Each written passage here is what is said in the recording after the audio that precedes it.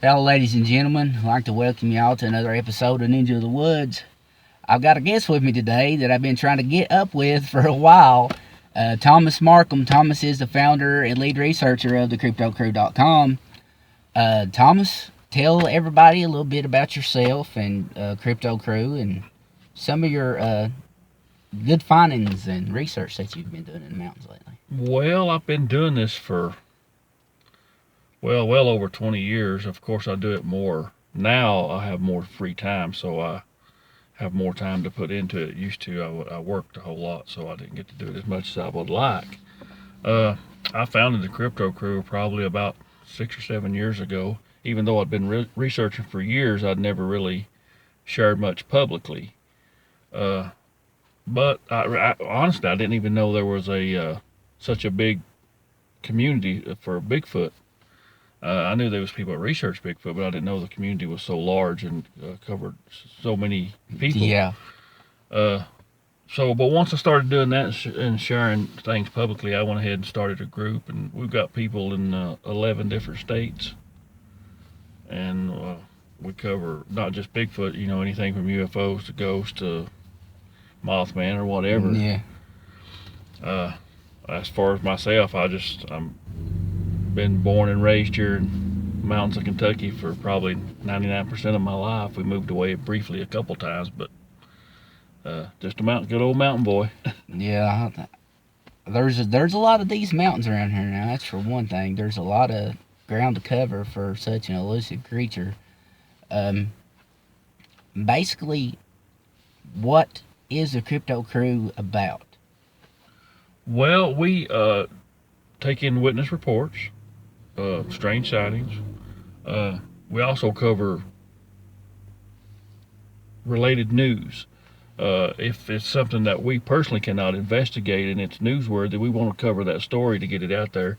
That if we can't cover it, somebody maybe in the area see it that can and get to it, because it's hard for me to take long trips and drive. It costs money. They don't give you the gas for free anymore for some reason. Yeah, you got that so right. You have to drive a long way. It's Yeah. kind of costly, and we don't have any kind of actual sponsorships or anything like that. We pay for it normally out of pocket, or what we can make off our website through ads and things like that. But that's just very small compared to the cost of cameras and traveling and things like that. Yeah, that gets a little bit expensive on that side. Talk to us about a little bit of some of your experiences about being in the woods doing your research. Well, I've had a lot of experiences in the woods. The first Bigfoot related thing I had happen was when I was about 15 or 16 years old. I couldn't hunt him on that. At the time, I didn't realize it was Bigfoot, but years later, I was able to determine that's most likely what it was.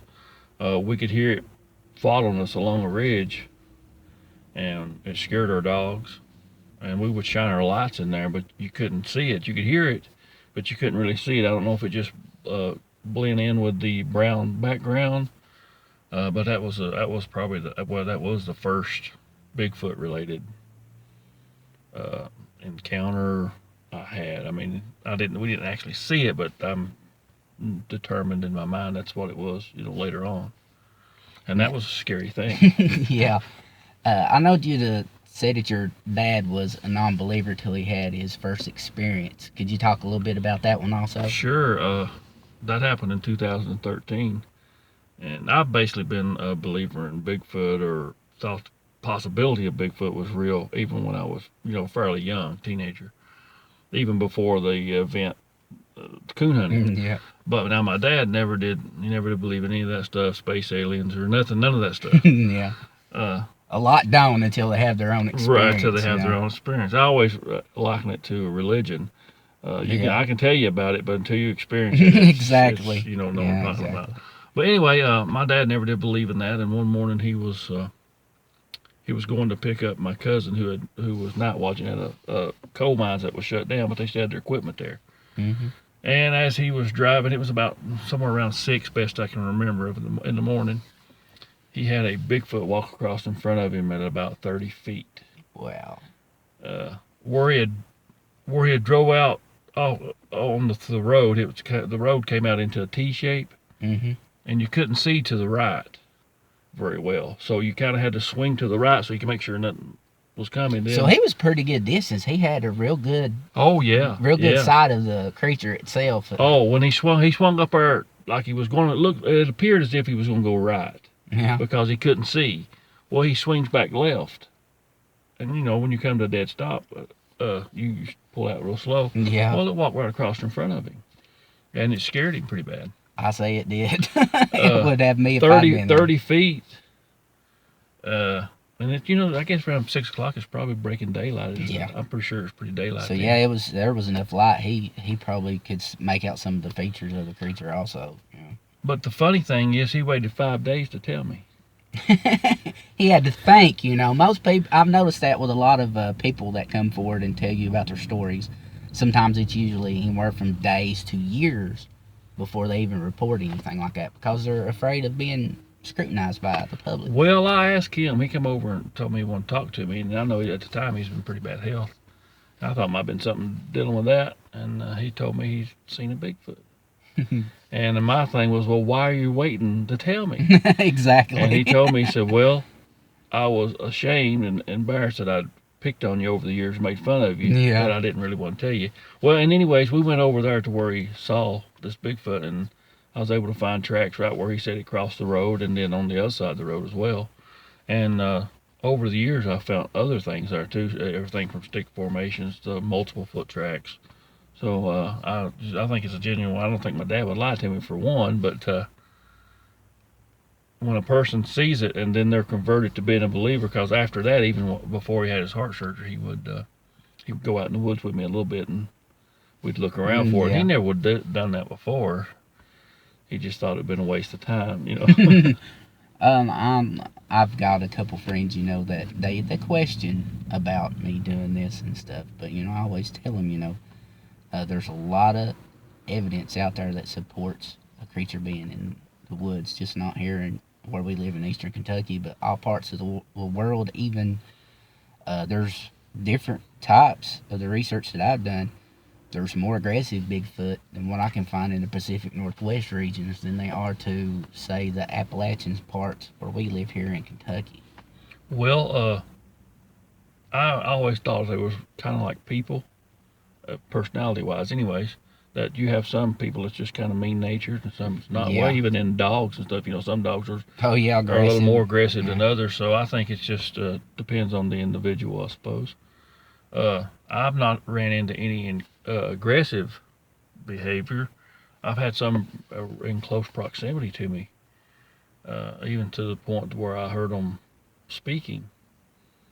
But I didn't feel threatened. I mean, they didn't throw anything at me or make no grunts or anything like that. If it did, I never did hear them. So I've not had any. I've taken reports in of aggressive Bigfoots in this area, but I've not experienced it myself.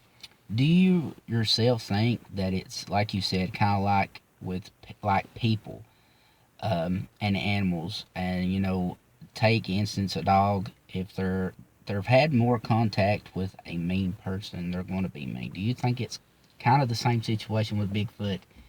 If they're around people that are pretty much pestering them or, you know, doing ill intent towards them, do you think it could have I think that would have an effect. And also, if maybe they feel like you're encroaching on their territory, you know, if a dog has a stranger come on their property, normally they'll bark, Oh, yeah. but some of them will actually bite. Yeah. Or I guess in cases too, if you got close to a young of Bigfoot, you know, I think that could elicit aggressive behavior, because it's just natural for almost anything to protect their young, or it should be anyways. Let's talk about juveniles for just a few minutes. I noticed that a lot of the videos that I see on YouTube, when it pertains to juvenile behavior, they have the same kind of mannerisms as a human child would, pretty much. You know, they're curious. I know there's a lot of the evidence on there, like some of the pictures that I've seen here recently of one of, I think it was maybe in Florida. It was showed a picture of a supposed juvenile with a dog. Evidently it got too close to the people that were there, and it had got curious because there was a child present also. And just, do you think that is what drives when they're younger, is to get closer to people when they see them out? Is just curiosity in general? Well, take us for instance. We research Bigfoot. How come? Curiosity. Okay, so that answers itself right there. Then. So I don't think it just ends with being a juvenile. I think even the adults are curious sometimes of. Oh yeah. You know, like say, let's for instance, this is kind of funny. What if we're out camping and we're roasting Winnies? Maybe they're thinking, what are they doing putting those on sticks? Exactly. You know, yeah. What are they doing? Exactly. So, you know, if we had never seen anybody do it before, we'd probably be curious of what was going on as well. So I don't think it just ends with them being young. I think even the older ones are probably curious. Think about it this way: us wearing clothes, that's probably something odd for them. Oh yeah, they probably don't understand that. What are they doing with clothes on? Which something interesting. I did have a report of Bigfoot with an old tattered shirt on before. It wasn't in this area. It was from I think it was up around New Hampshire, if I remember correctly. So maybe that's something it had seen, and it found the old shirt and was curious why we wear them, or so it tried to put it on or something. You never know. Well, I've mentioned in some of my earlier shows that I am also a member of the Crypto Crew. In your opinion, when it pertains to sight of seeing an animal and watching videos to where you hear things, how would you determine if it is actually Bigfoot activity? Because I know people will put videos on there with sound clips, you know, oh, this was a Bigfoot, this is not a Bigfoot. How can you actually tell the difference in between, say, I'm going to say maybe a hoot from an owl to the different sounds from a Bigfoot? Well, first of all, you need to know the wildlife that's in your area, which I guess anybody could have something unusual come through, you know. But now knowing the owl sounds, understanding that a fox can make like over 20 different kind of vocalizations. A lot of times, even I've been fooled with fox sounds. They make kind of a wild, squally like sound that many mistake for Bigfoot. But first, I guess you have to rule out known animals. That would probably be the easiest way, especially if it's something you've never heard before. But now, if you've been around Bigfoot and you've heard them make certain sounds, and you know for a fact it was Bigfoot, that helps you. But ruling out other animals is probably the easiest way to say, well, it's possibly a Bigfoot, because I can't stick it to anything else. Yeah. Well, that would be one good way. Now, personally, in my own, now this is going to be a question that I'm going to ask that maybe some of the viewers will probably be curious about also. How can you tell from say when you see a tree break out in the wild, how can you tell if it's possible Bigfoot activity from just a normal deadfall or? Well, experience is one. I mean, being around it a lot, but I found tree breaks with foot tracks. Okay. Right around them, you know, close. Yeah. And of course, we do have deadfall, and sometimes in the wintertime, when the sap and everything's down, it don't take a whole lot of wind to break something. Knowing the area and knowing if it already has Bigfoot activity or Bigfoot sightings, I think that helps. Some things that just seems out of sort, like the structures that are TP or X-shaped, I think that's a little better gauge than just tree breaks, because while you may have some random stuff, something that actually forms a structure would be highly unusual for it just to randomly fall like that. But I enjoy finding tree breaks because it gives me hope that there's something in the area anyways. Yeah, I've seen some of the videos too that where some other researchers talk about Um, sometimes you can see certain tree breaks that look like if somebody had grabbed it and then twisted it and bent it over. Yeah, I've seen it that way as well. Could that be a possible trait that Bigfoot will also do? Well, you think about this, and we've used it a lot, like when we're hunting or something. How is it just seems natural for you to reach out and break a limb. Mm-hmm. Sometimes people do it to mark a trail. I know, like me and my dad, we'll break them a certain direction. If we're going a certain direction, we'll break it that way, so we know if we get separated, we know we're going that way last. So it's kind of just a natural thing, I think, and it probably is for them too.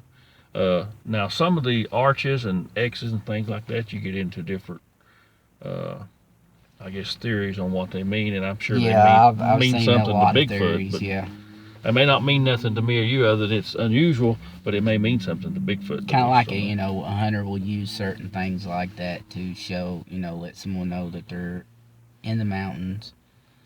Maybe that's the way that Bigfoot, they use those for boundaries. Um, letting you know where their boundaries at that you need to stay out of. Kind of like a stop sign, I guess you would say. Well, now I've used like if I've set a game cam and I don't plot them with a GPS or anything because we have a hard time in this area. We don't get no service in these mountains really. Yeah, so I'll break a tree branch at a certain place so I know it's up the next holler or something like that. So I think it means something to them too. I'm sure when they break branches or form some kind of structure. But the thing is trying to find out what it means to them, so that helps us if we can figure it out. Like you say, there's a lot of theories when it pertains to Bigfoot in general that, there's really not, I guess you would say, a perfect answer because, theories are educated guess. You're not just going to look at something and just say, that's a fox without having more evidence. Well, it's got ears.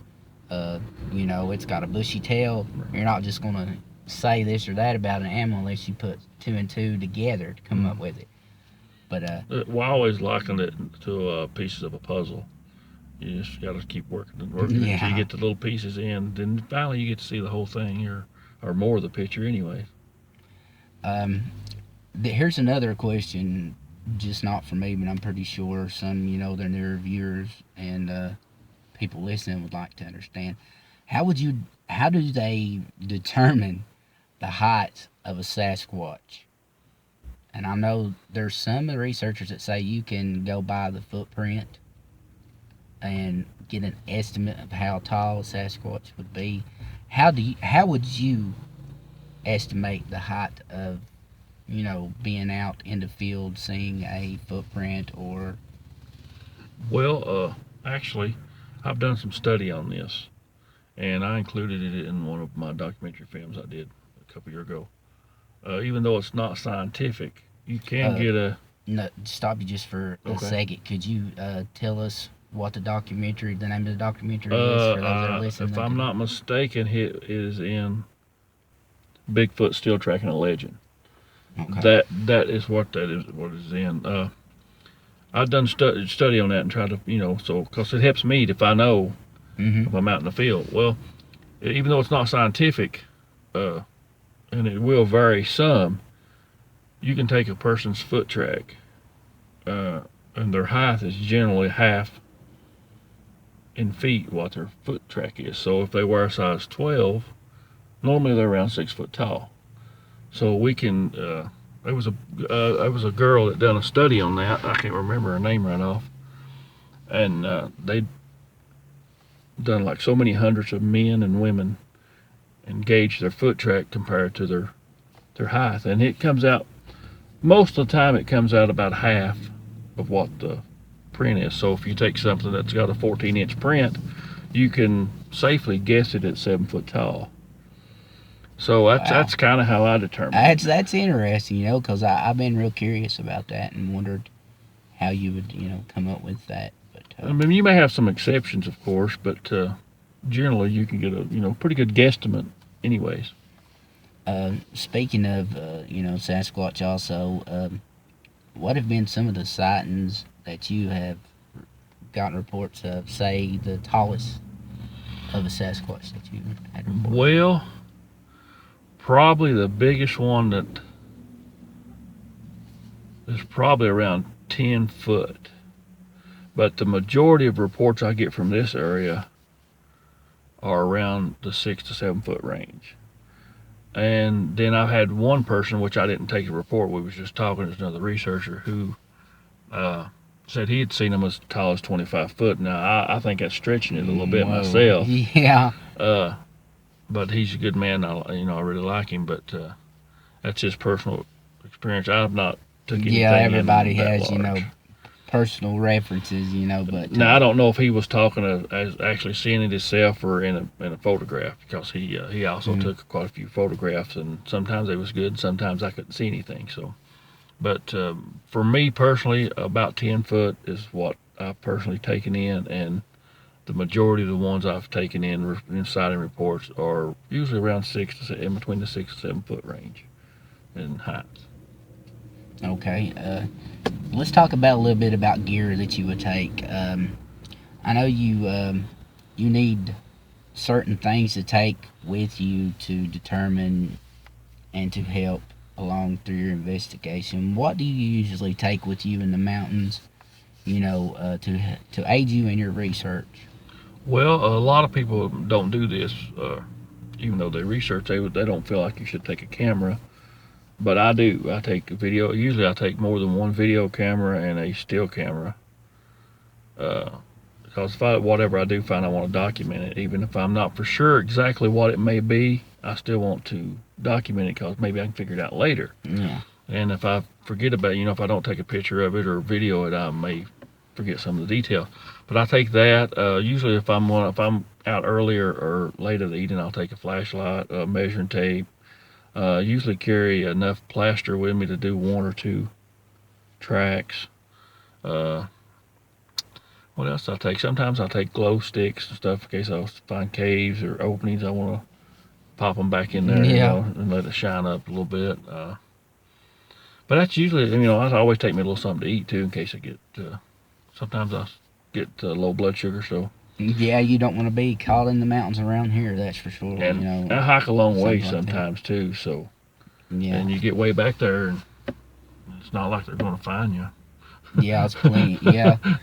In the mountainous region we live in, you can walk for days and days and possibly not even see a house or anything.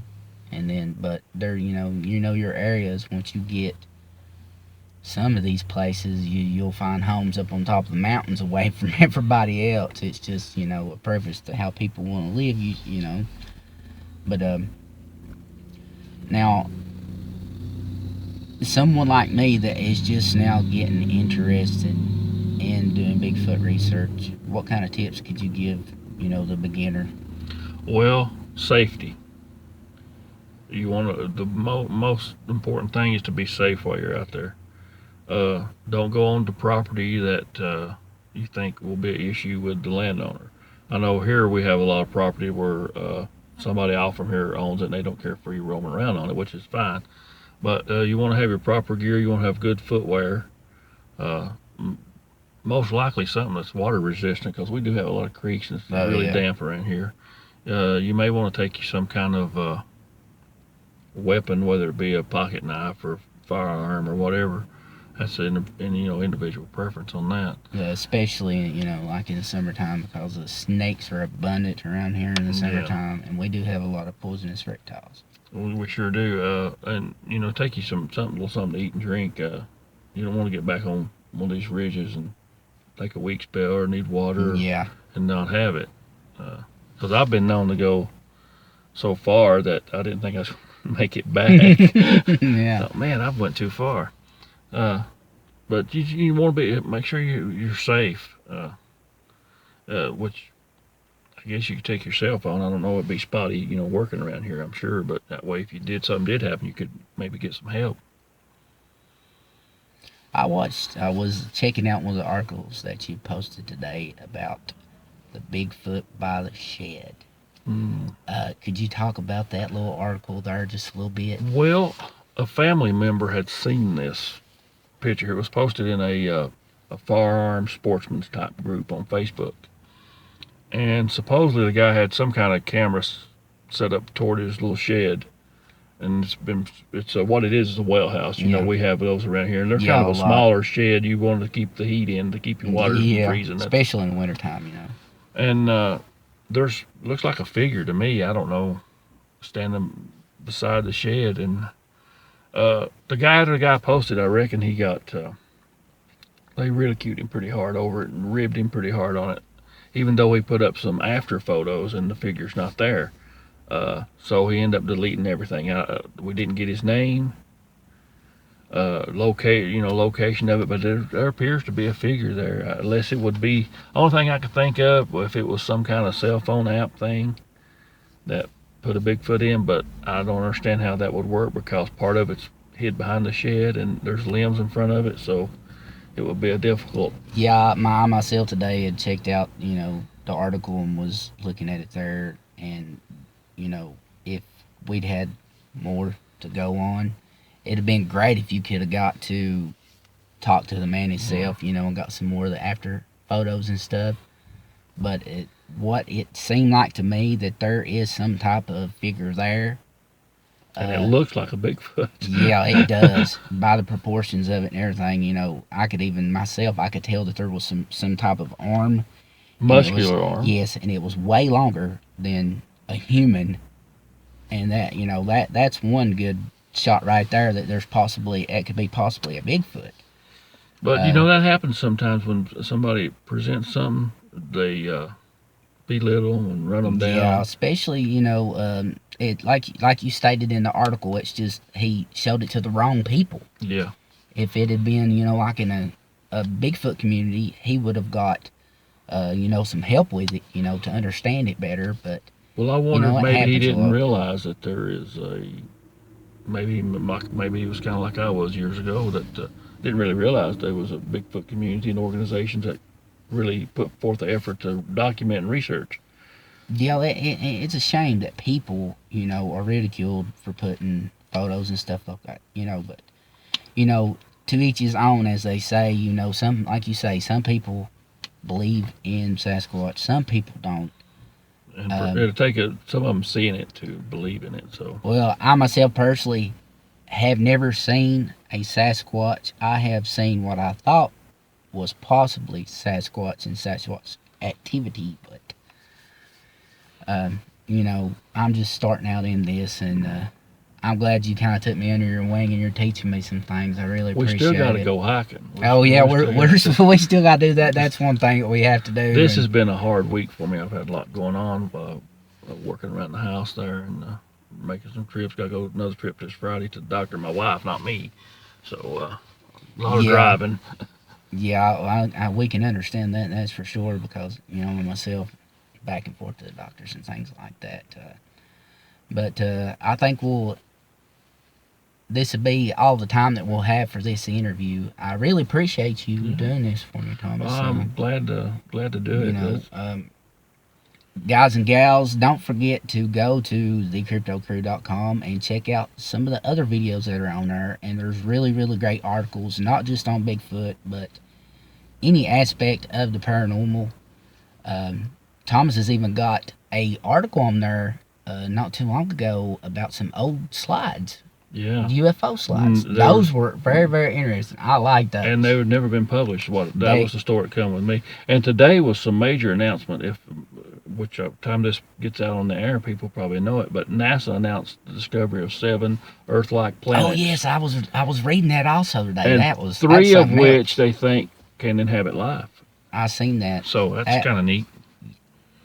Speaking before we wrap this up, I know you've had an experience yourself with UFOs. A few. Yeah, especially your sighting. Maybe you could do a quick talk a little bit about that also, so that the people will just know, I've seen several UFOs, things that's unexplainable. My most recent one, I watched a silverish, whitish ball. I seen it moving through the sky, and it turned invisible, but it had a ring around it, kind of like a blow bubble, where you could still see through it, but you could still see there was something there. And then it finally just totally disappeared. I I don't know of any technology that we have in our military No. that can do that. That we know of, as they And say. For I the was conspiracies actually out there. 4-wheel riding and doing some Bigfoot research and doing some calls and knocks and things like that. And I was on my way home, and it was a nice day. It was sunny and blue sky and a few white fluffy clouds around. And then I seen this silver ball moving. And time I got my 4-wheeler and stuff stopped, I didn't really want to take my eyes off of it, even though I was trying to stop my 4-wheeler and get my camera out because I didn't want to miss whatever it might do. Yeah, exactly. But that was weird. It looked like a big blow bubble when it turned invisible, because it had that little, you could see the ring like around it like a blow bubble, and it was, I don't know. Wow. But I've seen several over the years. Me and my wife together have seen several. So Yeah, I remember you telling me the story about down 119 down here about. I the seen you that on one. the side It's of the several road. days right there at 10 right here. I seen it in the sky several days.